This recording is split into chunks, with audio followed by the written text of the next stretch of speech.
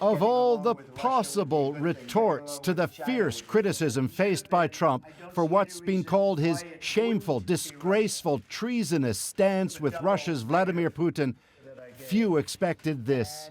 I realize that there is a need for some clarification. Today in the White House, Trump's comeback, he misspoke. To recap, yesterday on the world stage in Helsinki, when asked, with Putin at his side, about Russia's meddling in the 2016 U.S. election, Trump inexplicably sided not with U.S. intelligence, but with Putin. He just said it's not Russia. I will say this, I don't see any reason why it would be. It set off a firestorm on Capitol Hill, mixing ridicule with fury, even among Republicans. If it weren't so insulting, it would be kind of a joke. But then, fully 24 hours after that news conference, I actually went out and reviewed a clip of an answer that I gave. Trump said he saw the transcript and had a realization. In a key sentence in my remarks, I said the word would instead of wouldn't. The sentence should have been, I don't see any reason why I wouldn't, or why it wouldn't be Russia. So, just to repeat it, I said the word would instead of wouldn't. But it's not exactly nuance. It's precisely the opposite of how he put it with Putin. Today, Trump went on to say he has faith in the U.S. intelligence system, that he accepts Russia meddled in the election, though still saying it could have been others, adding, yet again, the Trump campaign had nothing to do with it regardless. There was no collusion. Think that's not a key point for him even on this day? Check the handwriting on his otherwise carefully printed notes. No collusion, it emphasizes. As for what he called his clarification, say Democrats. President Trump tried to squirm away from what he said yesterday. It's 24 hours too late and in the wrong place. If he wanted to make those comments, he should have had the strength to make them in front of Vladimir Putin.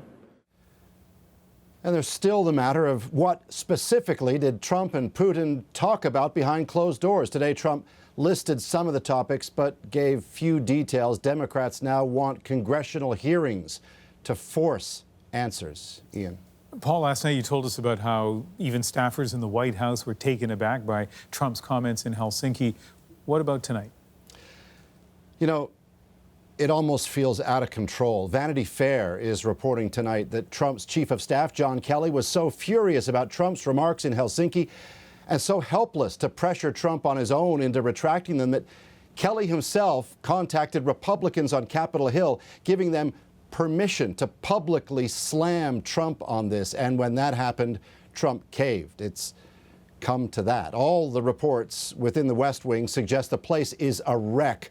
And beyond minor victories like Trump's backtrack today, no one has the fix for it. Ian. Thanks, Paul. Well, for some analysis of the last 48 hours, let's bring in someone who knows Washington well. Conservative commentator and former speechwriter for George W. Bush, David Frum, currently a senior editor at The Atlantic. Now, David, you wrote an article yesterday where you raised the possibility, especially based on that news conference yesterday with the two presidents, that it seemed like Putin had some kind of hold, some kind of sway over Donald Trump. Now, given President Trump's change of heart or clarification today, do you feel the same way? Well, President Trump today read a script that he's read at various times in the past, in which he, with the words in front of him, said, I endorse what all the intelligence agencies unanimously say, that the Russians did interfere in the 2016 election. He never is able to adhere to that script for very long, and for a good reason. Because if he acknowledges that the Russians interfered, it opens the way to the next question. Did that interference make a difference? Remember how close this election was, that it was decided by tens of thousands of votes in just 3 states. Consider how large the Russian effort was, how industrial it was. Consider how much more we are learning about it all the time. And consider how still uncertain we are about exactly the connection between the Donald Trump campaign and the Russians. We know they were willing to accept Russian help. That's what Donald Trump Jr. took a meeting explicitly on that subject. So Donald Trump understands most of the time that once he admits the Russians intervened to help him, the next question will be, how much difference did it make? But this notion that Putin may have something on Donald Trump, there are many Americans who would be quick to embrace that theory. Others who would sit back and say, sounds a bit like a conspiracy theory. In your article, you make a passing reference to, could it be bribery? Could it be blackmail? So let me ask you directly, what do you think it is? When you move a magnet under a desk and we notice the iron filings move, you don't have to understand how magnetism works to notice that the two things are moving in tandem. I don't speculate what the nature of the hold that President Putin has over Donald Trump. I assume someday we will find out if it even exists. But what you can see is that Donald Trump consistently behaves in ways consistent with President Putin having a hold over him.